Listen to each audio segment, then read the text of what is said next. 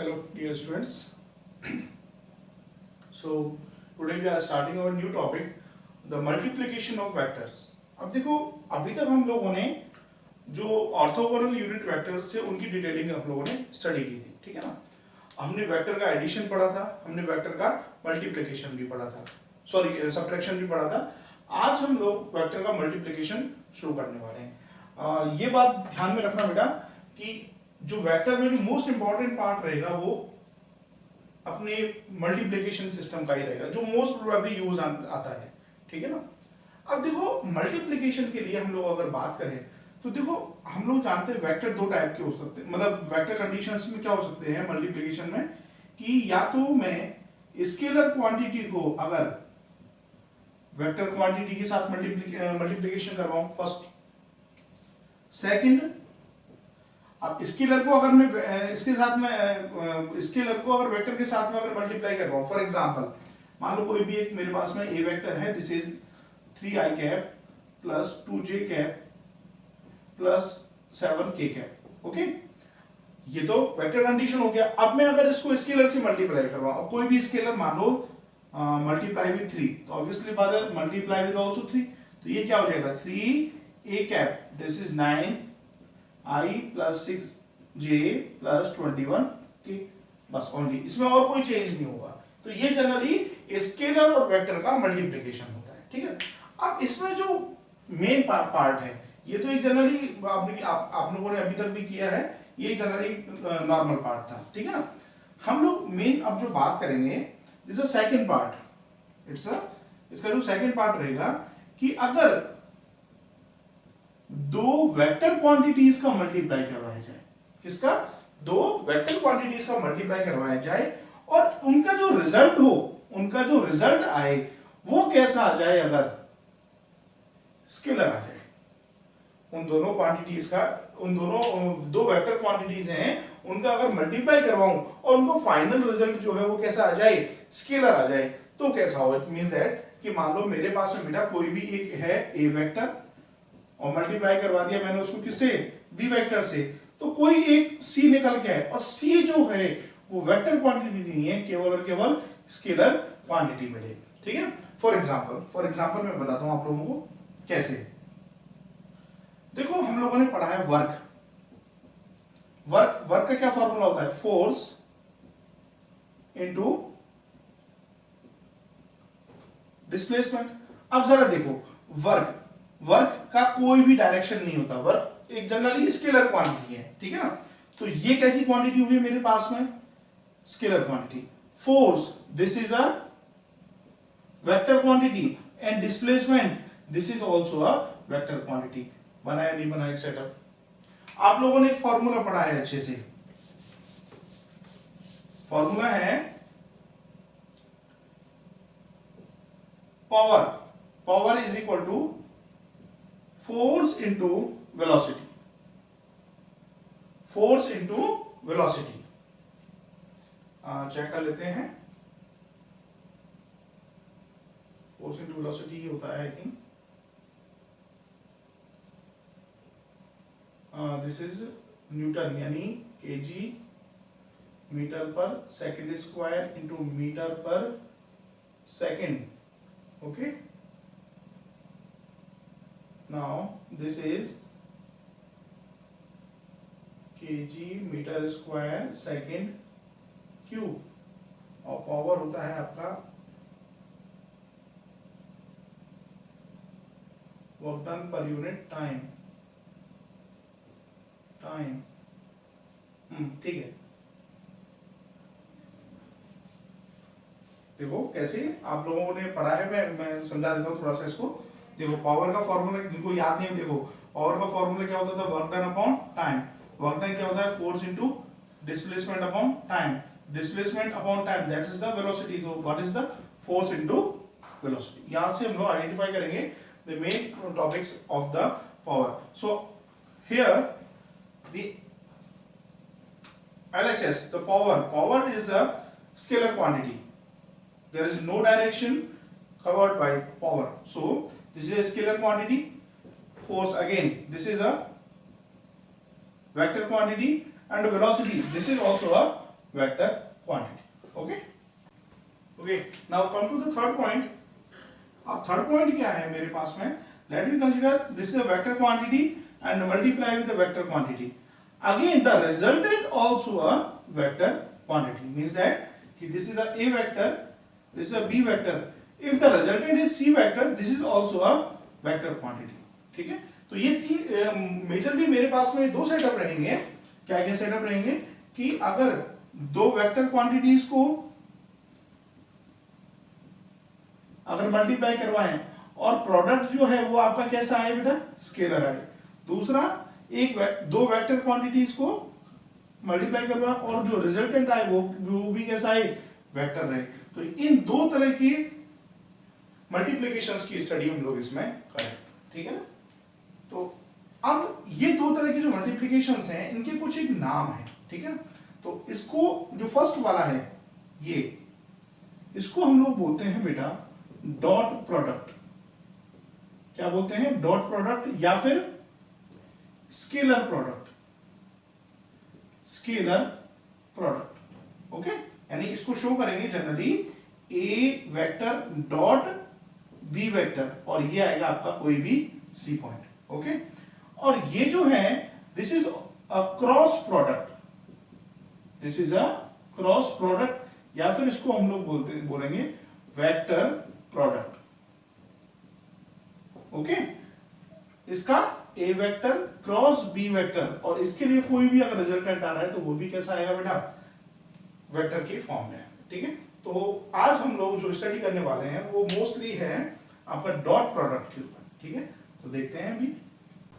Okay, setup क्या है, ध्यान से देखो। स्केलर प्रोडक्ट के लिए द स्केलर प्रोडक्ट और dot product of two vectors, कोई भी दो वेक्टर है मेरे पास में, एक ए वेक्टर और एक है B vector. Let me consider this is A vector and this is B vector. कोई भी दो वेक्टर है और मान लो इनके बीच में एंगल कितना है, थीटा। सो द स्केलर और dot product of two vectors, the scalar और dot product of two vectors यानी a vector dot b vector, ये क्या होगा, is defined as the product of the magnitudes of a vector and b vector। अब इन दोनों vectors के magnitude क्या होंगे, दिस और इसका मैग्नीट्यूड दिस, इन दोनों का multiplication and cosine angle between them. अब इनके बीच में कोसाइन एंगल कौन सा है, अब ध्यान से देखना, अगर a vector dot b vector है तो इसका मतलब हमको एंगल लेना है a से b के लिए। a से b के लिए एंगल ये वाला, कितना एंगल है ये, cos of theta. Okay, so formation क्या बना कि a vector dot b vector, this is the ab cos of theta. Okay, अच्छा अभी यही फॉर्मेशन ये होता कि लेट मी कंसीडर, अगर मुझे b vector dot a vector find करना है, क्या करना है, b vector dot a vector find करना है, मींस दैट कि a vector b vector, now cos of theta, cos of, अब देखो ये है b dot A, means that b से a के लिए। अब देखो ये कंप्लीट 360 होता है, ये थीटा यहां से गया तो ये कितना बचा, 360 माइनस थीटा, तो cos 360 माइनस थीटा। अब यहां से अगर देखें हम लोग ASTC और यहां 360 होता है, 360 माइनस थीटा, तो यानी इस क्वाड्रेंट में आ रहा है और इस क्वाड्रेंट में ये किसका क्वाड्रेंट है, cos का क्वाड्रेंट है, ये खुद क्या रहेगा, पॉजिटिव रहेगा। इट मींस दैट कि b vector dot a vector, this is also ab cos of theta. तो यहां से आप लोग एक चीज आइडेंटिफाई कर रहे हो बेटा कि a vector dot b vector, this is also equal to b vector dot a vector. It means that कि they both are the commutative, they both are the commutative, means that कि let me consider, question इस formation में आता है, prove that a vector dot b vector and b vector dot a vector both are commutative। ठीक है, so obviously बात है a vector dot b vector, इसका भी फॉर्मेशन क्या निकाला हम लोगों ने, ab cos ऑफ थीटा, और b vector dot a vector, इसका भी फॉर्मेशन यहां भी क्या निकाला हम लोगों ने, ab cos of theta, both are the equal, so the term is showing that कि these terms are the commutative terms. Okay, तो यहां से आप लोग एक पॉइंट आइडेंटिफाई. Okay, तो अभी मेरे पास में एक टर्म है geometrical interpretation of dot product. अगर ज्योमेट्री की फॉर्म में अगर हम लोग इसको आइडेंटिफाई करें तो किस तरह से करेंगे. देखो जरा गौर से कि मान लीजिए मेरे पास में दो वेक्टर्स हैं. This is A vector and this is B vector. Okay, और इसको दो डिफरेंट वे में लिखते हैं. एक और फॉर्मेशन बनाते हैं इसका.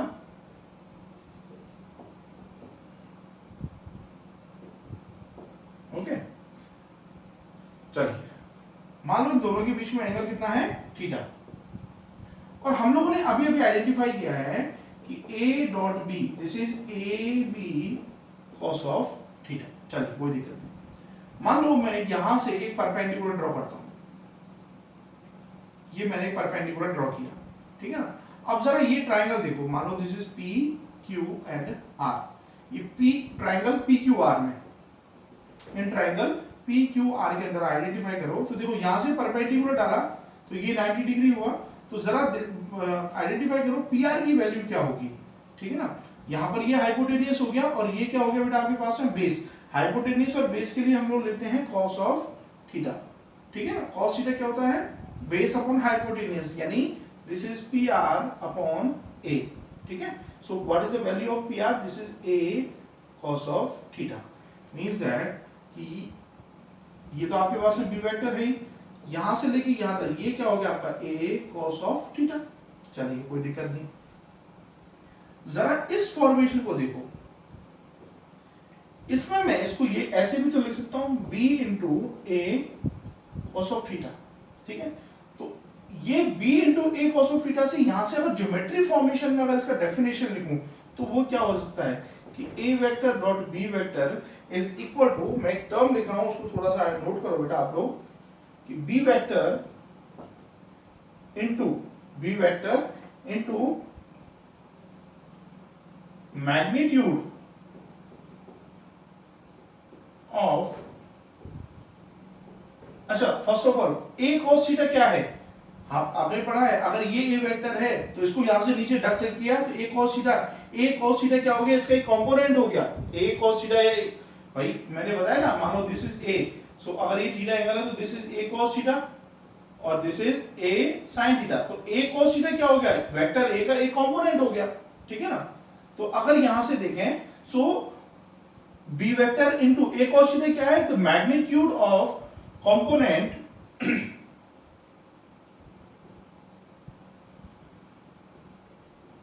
of a vector, the magnitude of component of a vector in the direction of b vector. Okay, थोड़ा सा इसको नोट आइडेंटिफाई करो अच्छे से क्या टर्म है. देखो हमने हमारे पास में a vector dot b vector हुआ था a b cos of theta. ठीक है. और यहां से हम लोगों ने इस ट्रायंगल के लिए ये जो टर्म है पी आर की टर्म है, इसको मैंने क्या नोट किया है, a cos थीटा. अब देखो a डॉट b जो है हमारे पास में a b cos थीटा होता है. अब इसको मैंने क्या किया, generally b into a cos theta मैंने इसको लिखा. तो a cos थीटा क्या टर्म है, a cos थीटा क्या निकल के आ रहा है, a cos थीटा है जो a वेक्टर है मेरे पास में उसका एक कंपोनेंट. ठीक है ना. तो a डॉट b को हम लोग किस तरह से ले सकते हैं कि b वेक्टर, या इसको ऐसे लिखो b वेक्टर नहीं सॉरी केवल b, क्योंकि यहां मैग्नीट्यूड चल रहा है. b into what is this, a cos theta क्या है, magnitude of component of a vector in the direction of b vector, in the direction of b vector. Okay. तो यहां से एक फॉर्मेशन तो ये बना. तो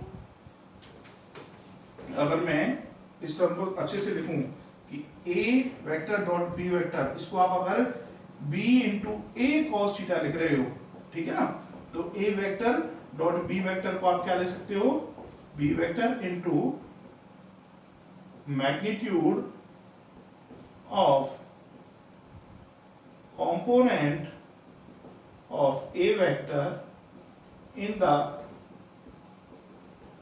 direction of b vector. Okay. अच्छा अब थोड़ा सा हम लोग इस वाले के लिए देखते हैं.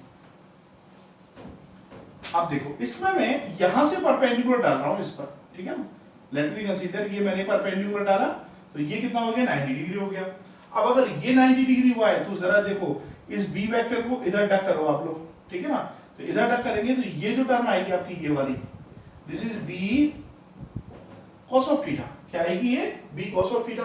तो अगेन यहां पर भी देखें अगर a dot B, this is A B cos of theta, तो इसको क्या लिख सकते हैं हम लोग a b cos of theta. तो इस टर्म को ज्योमेट्री फॉर्म में कैसे लिखेंगे या थ्योरी फॉर्म में कैसे लिखेंगे, a into again magnitude of component of again this is b vector in the direction of a vector। देखो जो b का कंपोनेंट क्या है a cos थीटा, और किस डायरेक्शन में है ये a की डायरेक्शन, ठीक है। तो ये जनरली ज्योमेट्रिकल इंटरप्रिटेशन होता है डॉट प्रोडक्ट के। Okay, so now the orthogonal unit vectors, इसके लिए हम लोग डॉट प्रोडक्ट की कंडीशंस देखते हैं। उससे पहले एक पॉइंट समझ लो बेटा, देखो हम लोगों ने बताया है कि a डॉट b जो है वो क्या था A B cos of theta. Now अगर कंडीशन क्या है कि अगर a वेक्टर जो है वो पैरेलल है b वेक्टर के, क्या है a वेक्टर जो है b वेक्टर के क्या है पैरेलल है, इट मींस दैट कि मान लीजिए ये a वेक्टर है और इसी के ऊपर क्या है b वेक्टर है, दोनों ओवरलैप कंडीशन में है, ठीक है ना। Let's we consider this is a vector और also this is a b vector, तो इन दोनों के बीच में एंगल कितना हुआ, ऑब्वियसली बात है इन दोनों के बीच में जो थीटा की वैल्यू रही वो क्या रही, जीरो रही। तो वहां पर जो a vector dot b vector है वो क्या हो जाएगा A B cos of zero, और कॉस जीरो की वैल्यू होती है 1, तो यहां पर तो इसकी वैल्यू क्या हो जाएगी ए बी। ओके, नाउ अगर ये कंडीशन कुछ इस तरह से होता कि ये a वेक्टर है और ये b वेक्टर है, ये एक दूसरे के क्या होते हैं अगर परपेंडिकुलर होते, यानी a vector is perpendicular to b vector, तो यहां पर ये क्या हो जाता cos 90 हो जाता और ये टर्म किस में चली जाती बेटा, जीरो में चली जाती। तो इन टर्म्स का बहुत ध्यान रखना है और इन टर्म्स को यूज करते हुए हम लोग इस टॉपिक को देखेंगे ऑर्थोगोनल यूनिट वेक्टर्स की टर्म को। तो देखो सबसे मोस्ट इंपॉर्टेंट टर्म कि अगर मैं जैसे यूनिट वेक्टर है आई कैप यूनिट वेक्टर है मेरे पास में, अगर इसका डॉट प्रोडक्ट करवाऊं बेटा किससे, जे कैप से, ठीक है ना, तो देखो ये क्या बनेगा आई जे कॉस ऑफ थीटा। अब देखो आई और जे एंगल कितना रहा 90 डिग्री, तो ऑब्वियसली बात है cos 90 वैल्यू, तो ये कंप्लीट टर्म किस में चलेगी बेटा, जीरो में। अगेन जे कैप डॉट अगर मैं के कैप से करता हूं, ठीक है ना, तो अगेन दिस इज आल्सो, क्योंकि तीनों क्या है म्यूचुअली परपेंडिकुलर है तीनों। अगर देखें अगर हम लोग तो देखो ये एक्स एक्सिस ये Y axis and this is Z axis, ठीक है, तो तीनों एक म्यूचुअली क्या रहते हैं परपेंडिकुलर रहते हैं, ठीक है ना। तो यहां से अगर देखें आप लोग बेटा तो ये भी जे के cos of 90 degree, this is also zero. अब के और आई के लिए भी करें अगर हम लोग, ठीक है, तो के आई cos of 90 this is also zero, ठीक है।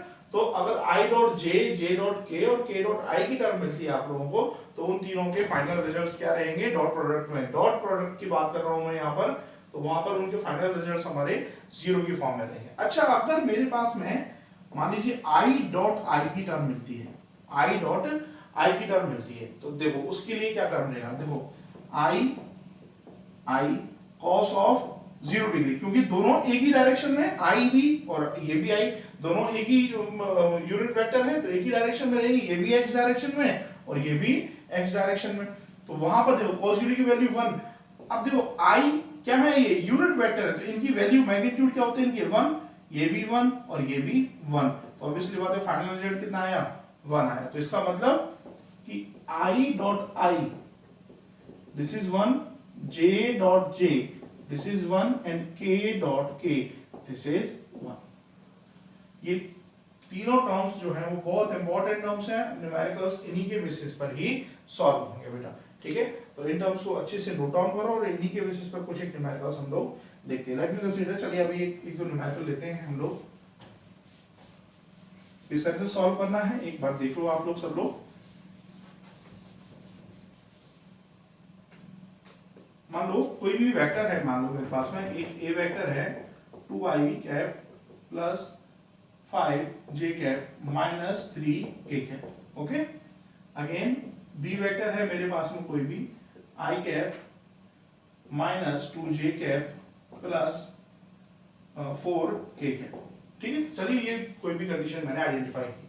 अब देखो ए वेक्टर डॉट बी वेक्टर, मुझे इनका क्या करना है, प्रोडक्ट करवाना है। तो देखो this is 2i cap plus 5j cap minus 3k cap, dot product is i cap minus 2j cap plus 4k cap. अब देखो वही हम लोग जो अलजेब्रा में करते थे वही यहाँ करना है, ठीक है ना। तो देखो ये सबसे पहले इसका इन तीनों से करवाते हैं। तो देखो ये i dot I, I dot I क्या होगा, ये 1 होगा। तो 1 इंटू 2, ये 2 तो है हमारे पास में, तो इसकी वैल्यू क्या आ गई बेटा मेरे पास में 2। अब देखो अब यहां पर i और फिर इससे करवाएंगे तो ये ऑटोमेटिकली देखो i डॉट j हो रहा है, तो i डॉट j की वैल्यू क्या हो गई 0। तो इससे इसके मल्टीप्लिकेशन का तो फाइनल रिजल्ट ही क्या आना है 0 आना है, तो उसको छोड़ो। i डॉट k ये भी 0। अगेन अब j और i भी क्या होते हैं, डॉट प्रोडक्ट में 0 होते हैं, ठीक है ना। अब j और j ये क्या होंगे 1 होंगे। तो देखो 1 कैसे होंगे, ये 5 टू 10 विद माइनस, ठीक है, माइनस ऑफ 10। अगेन यहां से देखो ये k और i ये भी 0, k और j ये भी 0, k और k केवल ये होगा। तो देखो ये माइनस है यहाँ और इधर प्लस है, तो ये माइनस 4 3 12, ठीक है। तो a vector dot b vector क्या कितना आया, देखो 12 और 10 22 और ये 2, तो माइनस ऑफ 20, ठीक है। जरा आइडेंटिफाई करो, हम लोगों ने आइडेंटिफाई किया था कि डॉट प्रोडक्ट में, किसमें, डॉट प्रोडक्ट में जब दो वेक्टर क्वांटिटीज का क्या करवाते हैं हम लोग, मल्टीप्लाई करवाते हैं, तो कैसी क्वांटिटी आती थी, स्केलर। जरा देखो यहाँ दो वेक्टर क्वांटिटीज का मल्टीप्लाई करवाया तो फाइनल जो आंसर आया वो कितना है 20 आया, -20 आया। तो ये तो कैसी क्वांटिटी है मेरे पास में, एक स्केलर क्वांटिटी है, ठीक है। तो इस तरह की बेसिस पर कुछ क्वेश्चंस होंगे, ठीक है। तो ये नोट करो अच्छे से, अभी कुछ क्वेश्चंस और देखें। ओके, सो नाउ अभी मेरे पास में एक क्वेश्चन अवेलेबल है। क्या कह रहा है क्वेश्चन, देखो if a vector 2i plus 3j plus 8k, कोई भी एक वेक्टर है, let we consider this is a vector which is 2i plus 3j plus 8k। एक तो ये वेक्टर हो गया, इज परपेंडिकुलर टू वेक्टर, कोई भी दूसरा वेक्टर है 4i minus 4j plus alpha k। Okay, तो यानी ये दोनों जो वेक्टर हैं वो एक दूसरे पर क्या है, परपेंडिकुलर है, ठीक है ना। तो वो कह रहा है कि अल्फा की वैल्यू क्या होगी इनमें से, ठीक है।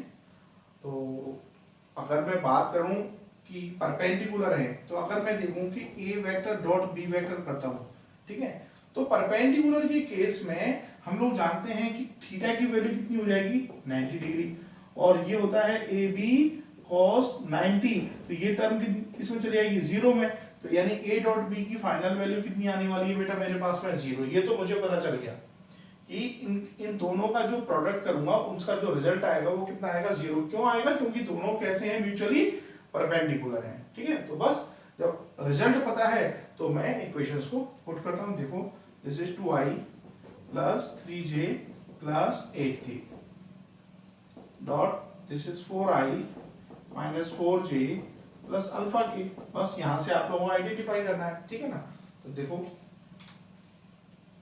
2 4 जा 8, अब देखो बाकी सबसे खत्म, कोई मतलब भी नहीं क्योंकि सारी टर्म 0 में चली जानी है। अब j का j से कर दो केवल, -12 इसका ऐसे करो प्लस 8 अल्फा, क्योंकि अल्फा हम फाइंड करना 8 अल्फा और 8 टर्म 0 में, बाकी इसके इक्वल ये किसके इक्वल आ गया 0 की, क्योंकि ये परपेंडिकुलर है।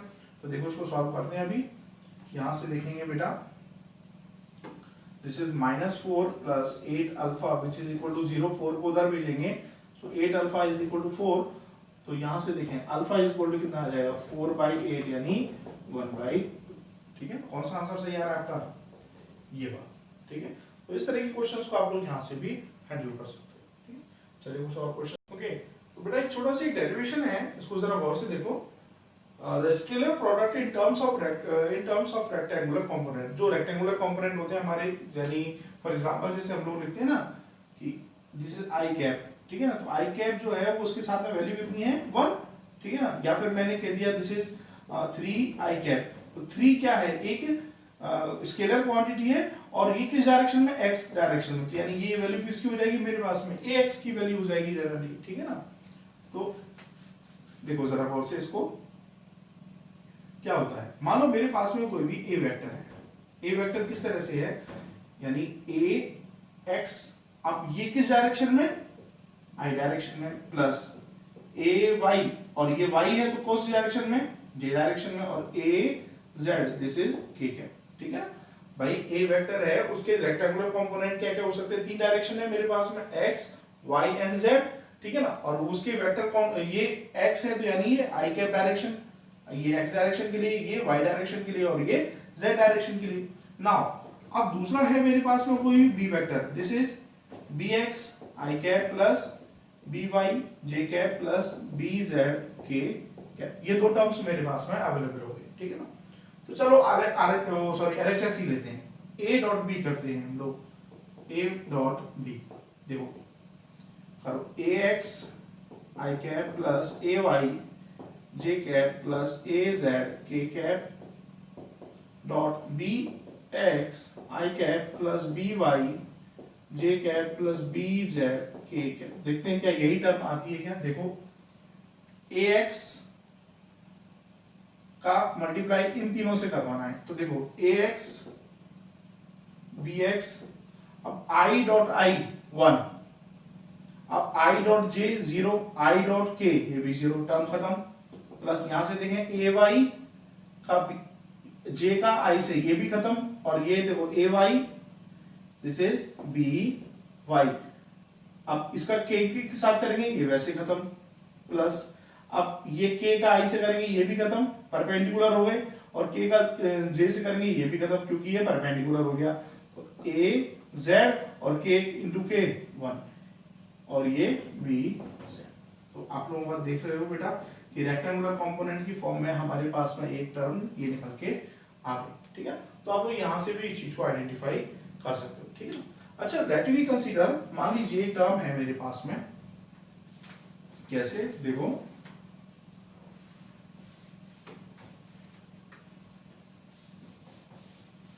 कई बार क्वेश्चन इस फॉर्मेशन में भी आते हैं, हम लोग जानते हैं कि a vector dot b vector की टर्म क्या आती है मेरे पास में, a b cos of theta, ठीक है। तो कई बार क्या होता है कि हमको वेक्टर टर्म दे देता है और उससे क्या पूछ लेता है बेटा मेरे पास में, एंगल पूछ लेता है, ठीक है। तो बोल देता है कि what is the value of cos theta, तो cos थीटा की वैल्यू क्या हो जाएगी, a vector dot b vector upon mod of a vector into mod of b vector, okay. अब बात आती है कि सर ये कैसे सॉल्व करें, तो कुछ नहीं, हम लोगों ने पहले आइडेंटिफाई किया हुआ है, a वेक्टर है उसका मॉड कैसे निकाल सकते हो, under root of ax square plus ay square plus az का स्क्वायर, अभी मैं न्यूमेरिकल कराऊंगा तो इजी गोइंग वे में आ जाएगा दिमाग में, और ये b वेक्टर कैसे निकालेंगे, अंडर रूट ऑफ bx का स्क्वायर प्लस by का स्क्वायर प्लस bz का स्क्वायर, ठीक है। चलिए ये क्वेश्चन लेते हैं, क्वेश्चन से इजी गोइंग वे में समझ में आए, इसको नोट कर लेना एक बार।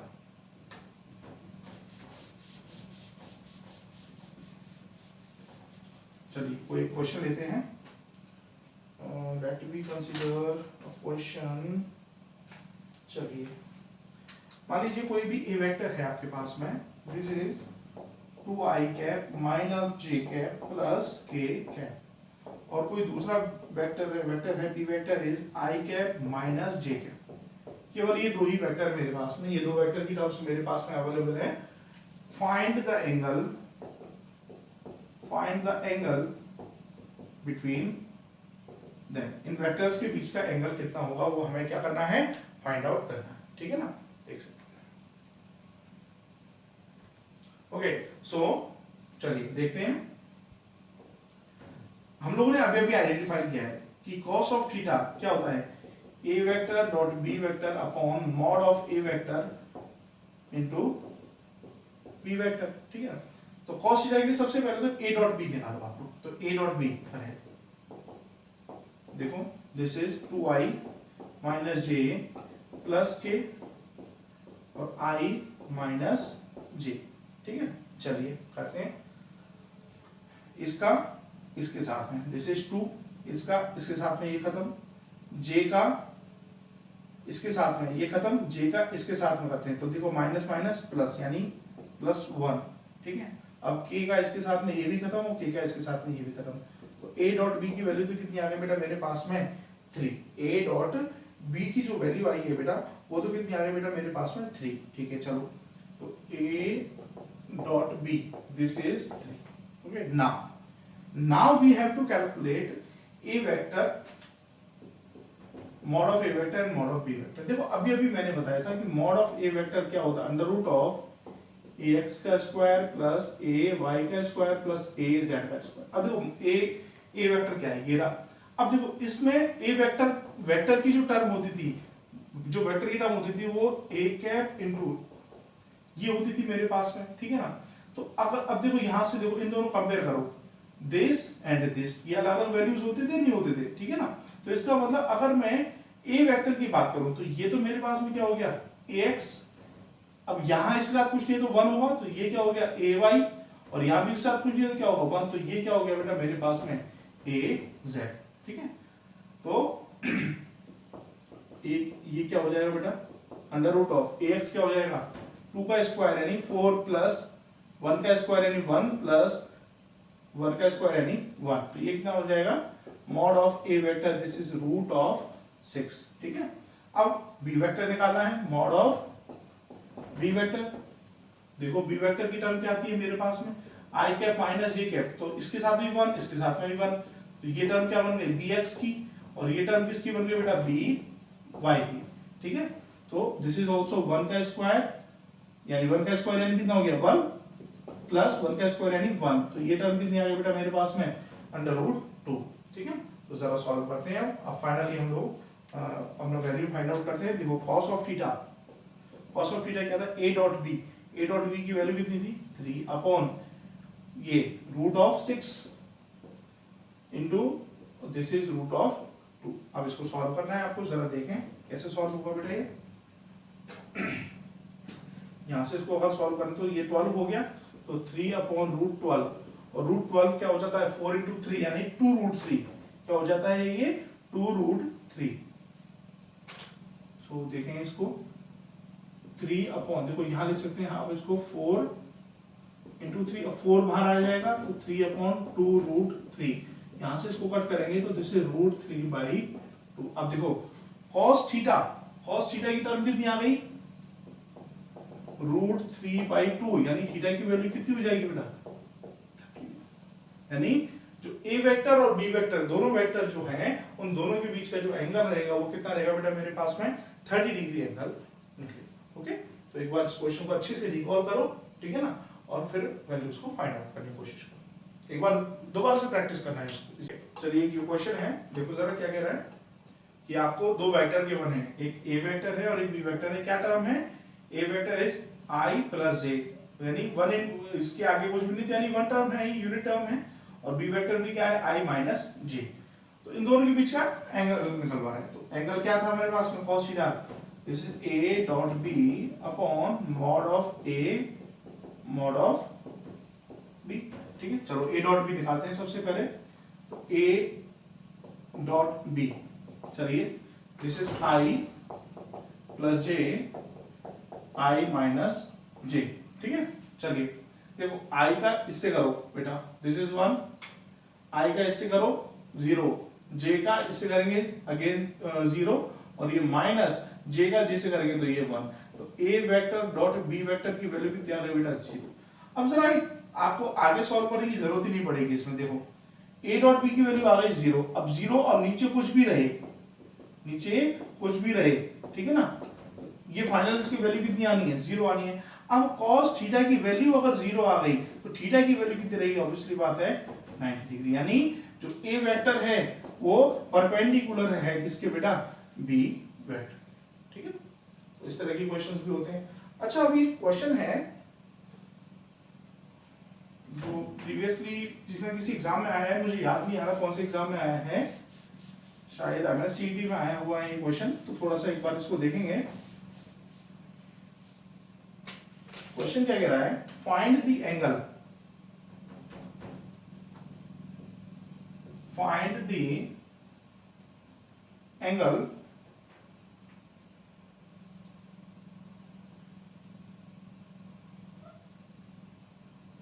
that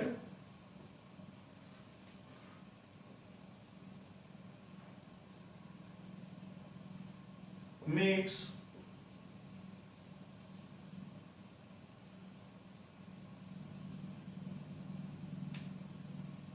that a वेक्टर, कोई भी एक वेक्टर है, a vector I plus j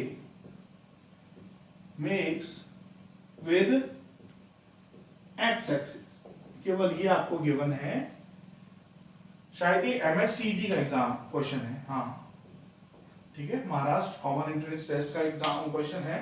तो देखो क्या कह रहा है ये, find the angle that this vector makes with x axis. अब क्या कंडीशन है, देखो कोई भी ये x एक्सिस मान ली मैंने, और यहां से कोई भी एक वेक्टर जो है वो इस एक्सिस के साथ में, मान लो ये थीटा एंगल बना रहा है, और ये मेरे पास में कोई भी a वेक्टर है, this is I plus j, ठीक है ना। अब आपको इस वेक्टर की कोई भी टर्म आपको गिवन नहीं है, आपको कोई भी टर्म आपके इस वेक्टर के साथ में गिवन नहीं है, ठीक है। तो फिर आप थीटा कैसे निकालोगे, क्योंकि cos थीटा के लिए टर्म है a vector dot b vector upon mod of a और ये मॉड ऑफ b, ठीक है।